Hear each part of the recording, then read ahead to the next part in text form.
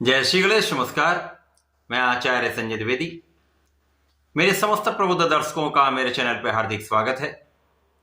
प्रिय दर्शकों, आज मैं सूर्यदेव के राशि परिवर्तन प्रभाव को लेकर आपके सम्मुख उपस्थित हूं। नवग्रहों में राजा सूर्यदेव 14 मार्च को अपनी वर्तमान राशि का परिवर्तन करने जा रहे हैं तथा नवग्रहों में देवगुरु बृहस्पति की मीन राशि में इनका प्रवेश होने जा रहा है। अब क्योंकि ये मित्र की राशि में परिवर्तन होगा जो अत्यंत महत्वपूर्ण होने वाला है। अभी तक सूर्यदेव का जो गोचर चल रहा था वो अपने पुत्र शनिदेव की मूल त्रिकोण राशि कुंभ राशि में था, जहां पर सूर्यदेव बहुत प्रभावी नहीं होते। यहां पर शनि के साथ ही सूर्य का योग बना हुआ था, परंतु अब जब ये राशि परिवर्तन कर लेंगे, मीन राशि में जाएंगे, तो कुछ विशेष यहां पर परिवर्तन होने वाले। यद्यपि सूर्यदेव मित्र की राशि में होंगे, परंतु यहां पर पहले से ही बुध और शुक्र का गोचर चल रहा है। साथ ही साथ यहां पर राहु का भी गोचर चल रहा है, जिसके कारण कुछ महायोग बनेंगे, परंतु यहां पर सूर्य पर ग्रहण भी लगेगा। इस प्रकार से मीन राशि में चतुर्ग्रही योग का निर्माण होगा जो समस्त राशि के जातकों को प्रभावित करने जा रहा है। आज मैं मेष राशि के लिए सूर्यदेव के इस राशि परिवर्तन का किस प्रकार का प्रभाव प्राप्त होगा, किन किन भावों में वृद्धि होगी, समय में आप कितना लाभ ले पाएंगे, अथवा कहीं पर कोई समस्या या अवरोध है उसका क्या निराकरण है, संपूर्ण विश्लेषण मैं पूर्ण तर्क के साथ करने जा रहा हूं। प्रिय दर्शकों, इस राशिफल को आप अपने लग्न तथा राशि दोनों के अनुसार देख सकते हैं। मेष राशि मंगल की राशि है, जहां पर मंगल और सूर्य का अतिमित्र का भाव है। मेष राशि के लिए सूर्यदेव आपकी ज्ञान, शिक्षा, संतान तथा प्रेम भाव के स्वामी अर्थात पंचम भाव के स्वामी है। पंचम भाव के स्वामी का गोचर 12वें भाव में प्रारंभ होने जा रहा है। 14 मार्च 2025 को सूर्यदेव आपके द्वादश भाव में पहुंचेंगे, जो कि व्यय का भाव है। यद्यपि सूर्यदेव को किसी प्रकार का कोई त्रिक दोष नहीं लगता है, तो यहां पर बहुत कुछ डरने की आवश्यकता नहीं है, परंतु यह व्यय का भाव है, अर्थात जिस भाव का स्वामी जो ग्रह होगा उसके कार्यकत्व का यहां पर क्षय हो जाएगा, व्यय हो जाएगा। तो ज्ञान, शिक्षा, संतान भाव के स्वामी का गोचर 12वें भाव में कुछ व्यय तो कराने वाला है। ज्ञान के भाव में, शिक्षा के भाव में, संतान के पक्ष में यहां पर कहीं ना कहीं कुछ समस्याएं होने वाली। अब यहां पर सूर्यदेव मित्र की राशि में होकर बलवान होंगे। बुधादित्य योग बनेगा, यहां पर रवि शुक्र योग बनेगा जो अत्यंत प्रभावशाली रहने वाला, क्योंकि शुक्र को 12वें भाव में कार्यकत्व प्राप्त होता है। बुध यहां पर निर्बल होंगे, परंतु सूर्य का साथ मिल जाएगा, तो कुछ यहां पर अच्छे योग भी बनने वाले हैं। परंतु राहु के साथ सूर्यदेव का ग्रहण दोष होगा, शुक्र का भी दोष बनेगा तथा जड़ दोष भी बनेगा। यहां पर यह अत्यंत महत्वपूर्ण है कि जब प्रारंभिक समय में सूर्य का राशि परिवर्तन 14 मार्च को होगा, तो प्रारंभिक समय में, क्योंकि राहु उल्टा चलते हैं, इनका बैकवर्ड मूवमेंट होता है, ये 12वें भाव से 11वें भाव की ओर गोचर कर रहे हैं। सूर्यदेव 11 से 12 में जा रहे हैं, तो जब दोनों आमने सामने होंगे तो सर्वाधिक समस्या उसी समय पर होने वाली।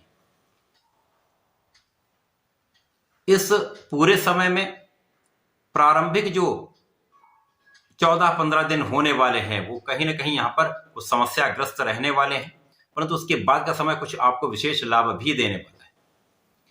इस समय में जो जातक पढ़ाई कर रहे हैं, जो विद्यार्थी गण हैं, उनके लिए कुछ सावधान रहने का समय है। यद्यपि यहां पर कोई बहुत बड़ी समस्या नहीं है, परंतु मन में एक भ्रम आ जाएगा, एक अकारण डर लगेगा। तो यदि परीक्षाएं चल रही हैं तो आपको अपने आत्मबल को प्रबल रखना है, बिना सोचे समझे या बिना विचारे कोई कार्य नहीं करना है। इसी प्रकार से इस समय में आपको पूर्ण मनोबल के साथ, पूर्ण परिश्रम के साथ अपने पढ़ाई के क्षेत्र में लगे रहना। इस समय में आपका ज्ञान अच्छा रह सकता है, परंतु आपको प्रयास करना होगा किसी भी बाहरी व्यक्ति के इंटरफेरेंस से तथा किसी भी प्रकार के व्यवधान से बचने का प्रयास करें। इसी प्रकार से इस समय में संतान के स्वास्थ्य में कुछ समस्या हो सकती है। यद्यपि कोई बहुत बड़ी कष्ट का योग नहीं है, परंतु यहाँ पर सावधान रहेंगे तो समस्याएं कम से कम हो। प्रेम संबंधों के लिए समय बिल्कुल भी ठीक नहीं, यहाँ पर आपको इनसे दूरी बनाकर रखनी होगी। अब सूर्यदेव का साथ जब 12वें भाव में मिलेगा तो जो जातक पढ़ाई के लिए, ज्ञान के लिए विदेश जाना चाहते हैं अथवा मातृस्थान से दूर जाकर किसी अच्छे इंस्टीट्यूट में एडमिशन लेना चाहते हैं, तो ये कार्य आपका सिद्ध हो सकता है। यद्यपि यहाँ पर कुछ अवरोध आएंगे परंतु आपका कार्य तो 100% बनेगा। इसी प्रकार से जो जातक नौकरी के लिए प्रयासरत थे तो कुछ अवरोध के बाद ही सही, कुछ समस्याओं के साथ ही सही, लेकिन आपकी नौकरी का प्रयास सफल होने वाला है। इस समय में किसी भी प्रकार के विवाद से आपको बचना चाहिए, स्वार्थी मित्रों से दूर रहना चाहिए, भोग विलास से दूरी बनाकर रखनी चाहिए। यदि आप ऐसा करते हैं तो इस समय बड़े कष्ट का कोई योग नहीं होगा। इस समय आपकी कानूनी समस्याएं हो सकती हैं परंतु उनमें आपका पक्ष बलवान रहेगा, आप विजयी रहने वाले। शत्रुओं का तो पराभव निश्चित है। प्रारंभिक समय में कुछ शत्रु बनेंगे, कुछ समस्याएं होंगी, कुछ आलोचना करने वाले लोग होंगे, जो आपको भटकाने का प्रयास करते हैं वो लोग होंगे। तो ऐसे लोगों का भी पराभव निश्चित है। इस पूरे समय में कहीं ना कहीं आपका परिश्रम बाधित होगा। आपकी जितनी क्षमता है, जितनी आपकी योग्यता है, जितना आपका सामर्थ्य है, उतने मात्रा में आप परिश्रम नहीं कर पाएंगे, पूर्ण मनोयोग से अपने कार्य में नहीं लग पाएंगे, तो कहीं ना कहीं एक कमी अवश्य रहेगी। तो 100% जो लाभ मिलता है वो नहीं मिल पाएगा। परंतु यदि आप प्रयास करते रहते हैं तो अपने लक्ष्य तक अवश्य पहुंच सकते हैं। इस पूरे समय में संतान से आपको लाभ अवश्य मिलेगा, ज्ञान से आपको लाभ अवश्य मिलेगा, परंतु इन सभी भावों में आपको ध्यान देना होगा। ये संतान छोटी है तो उसके स्वास्थ्य का ध्यान रखें, ये संतान पढ़ाई कर रही है तो उसके पढ़ाई पर आपको ध्यान देना होगा। अपने संतान का मार्गदर्शन अवश्य करना चाहिए। इसी प्रकार से इस समय में सिर दर्द की कुछ समस्या हो सकती है, बाएं आंख से संबंधित कुछ समस्याएं हो सकती हैं, एलर्जी हो सकती है, स्किन से तथा बालों से संबंधित कुछ समस्याएं या एलर्जी की समस्या हो सकती है, तो यहाँ आपको ध्यान देना होगा। इसी प्रकार से इस समय अपने वाणी पर नियंत्रण रखना होगा। विशेष रूप से यहाँ पर मेष राशि के जातक जिनका ऊर्जा का स्तर बहुत अच्छा होता है, बहुत गतिमान होते हैं, जल्दी निर्णय करना चाहते हैं, तो यहाँ पर जल्दी निर्णय करने से बचना होगा तथा इस समय में आपको अपनी वाणी पर पूर्ण नियंत्रण रखना होगा। यदि इस समय में आप अपनी भाषा पर नियंत्रण रखते हैं, अपनी ऊर्जा का सही उपयोग करते हैं, तो बहुत कुछ नियंत्रित होता जाएगा, समस्याएं कम से कम हो। अब सूर्यदेव का गोचर काल यहाँ से 1 महीने का होता है। 1 माह तक ही राहु के प्रभाव में अवश्य रहेंगे।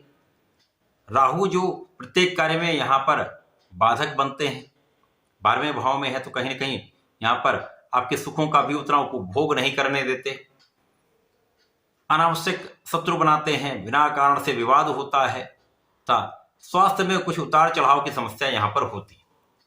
तो यहाँ आपको सूर्यदेव को जल देना चाहिए, ओम घृणी सूर्याय नमः का जप करना चाहिए।